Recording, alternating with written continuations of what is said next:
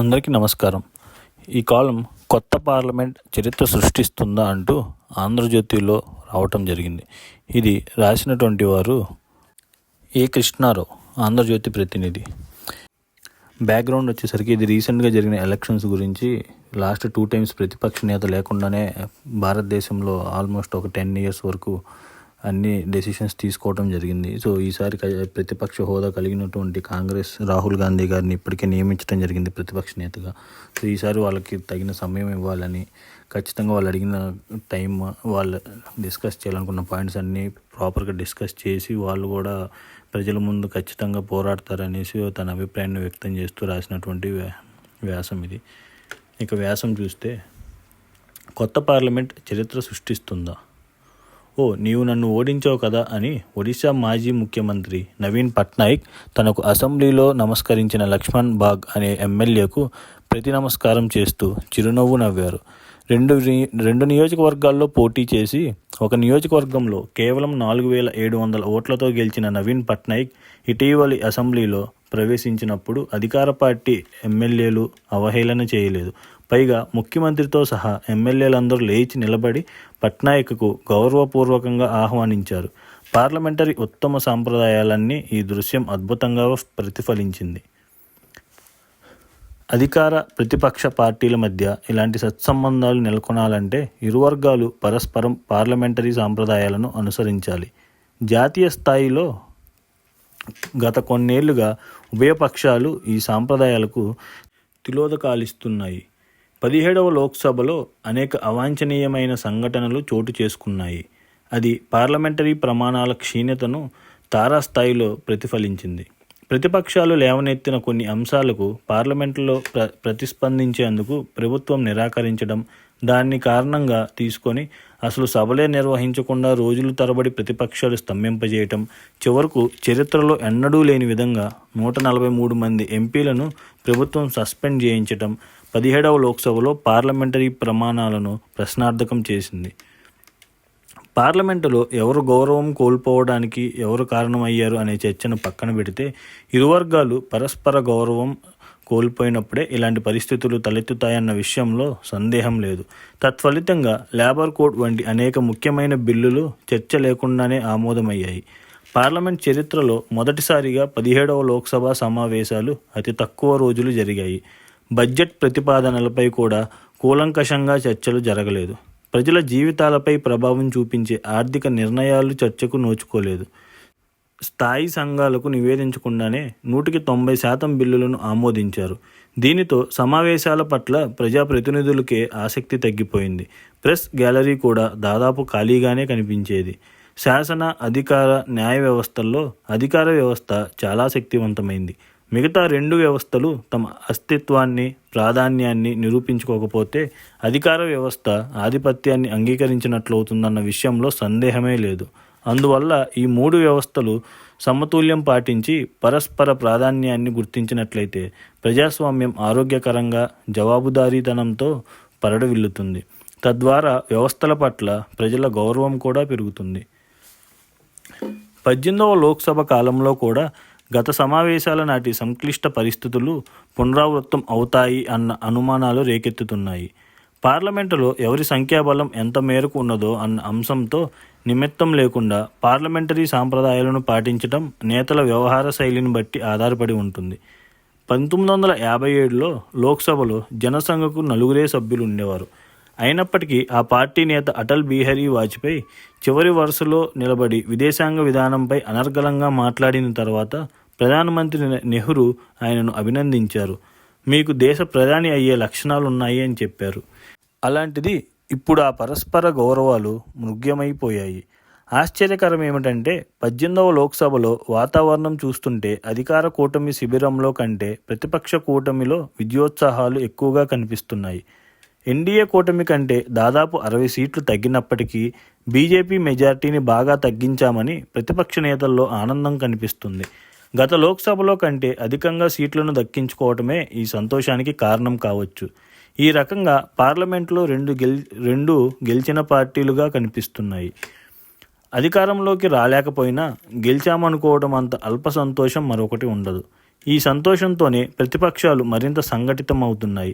ఉత్తరప్రదేశ్లో బీజేపీ సీట్లను తగ్గించిన కాంగ్రెస్ నేత రాహుల్, సమాజ్వాదీ పార్టీ నేత అఖిలేష్ యాదవ్ పక్కపక్కనే కూర్చోవటం, మొదటి రోజు నుంచే ఇండియా కూటమి పార్టీలన్నీ సమిష్టిగా నిర్ణయాలు తీసుకోవటం విస్మరించదగిన పరిణామం కాదు. ప్రమాణ స్వీకారం నాటి నుంచే కలిసికట్టుగా కార్యాచరణ నిర్ణయించుకోవటం, రాజ్యాంగ ప్రతితో ఊరేగింపు నిర్వహించటం, ప్రోటెం స్పీకర్ అభ్యర్థిని తీవ్రంగా వ్యతిరేకించటం, డిప్యూటీ స్పీకర్ పదవిని తమకు కేటాయిస్తేనే స్పీకర్ పదవి విషయంలో అధికార కూటమికి మద్దతు ఇస్తామని ప్రకటించడం ప్రతిపక్షాల సంఘటిత వైఖరిని స్పష్టం చేస్తుంది. ప్రశ్నాపత్రాల లీక్ వల్ల యూజీసీ నెట్ పరీక్షలు రద్దు కావటం, లక్షలాది మంది అభ్యర్థులు రాసే నీట్ పేపర్లు లీక్ కావటం వంటి పరిణామాలన్నీ ప్రతిపక్షాలకు ఆయుధాలుగా మారాయి. ఈ రీత్యా ప్రతి అంశంపై ఇక నుంచి ప్రతిపక్షాలు విభేదించి అధికార పార్టీని ఆత్మరక్షణలో పడివేసేందుకు ప్రయత్నించే అవకాశాలు స్పష్టంగా కనిపిస్తున్నాయి. ఈ రీత్యా 18వ లోక్సభలో కూడా గత సమావేశాల్లో కంటే తీవ్రంగా సంఘర్షణాయుత వాతావరణం కనపడే అవకాశాలు కనిపిస్తున్నాయి. వయనాడులో రాహుల్ గాంధీ ఖాళీ చేసిన సీట్లో ప్రియాంక కూడా గెలిచి వస్తే లోక్సభలో ఈ ఇద్దరు అన్నా చెల్లెళ్ల దాడిని ఎదుర్కొనేందుకు బీజేపీ మిత్రపక్షాలు సిద్ధపడాల్సి ఉంటుంది. గత సమావేశాల్లో బహిష్కృతురాలైన తృణమూల్ కాంగ్రెస్ ఎంపీ మొయిత్రా మళ్లీ గెలిచి సభలో అడుగుపెట్టారు. ఎన్డీఏతో పోలిస్తే ప్రతిపక్ష శిబిరంలోనే అద్భుత వక్తలు ఉన్నారు. వారిని ఎదుర్కొనే వక్తలను ఎన్డీఏ సిద్ధం చేయవలసి ఉంటుంది. 17వ లోక్సభతో పోలిస్తే 18వ లోక్సభలో తొలిసారి పార్లమెంట్లో అడుగుపెట్టిన ఎంపీలు ఎక్కువ మంది ఉన్నారు.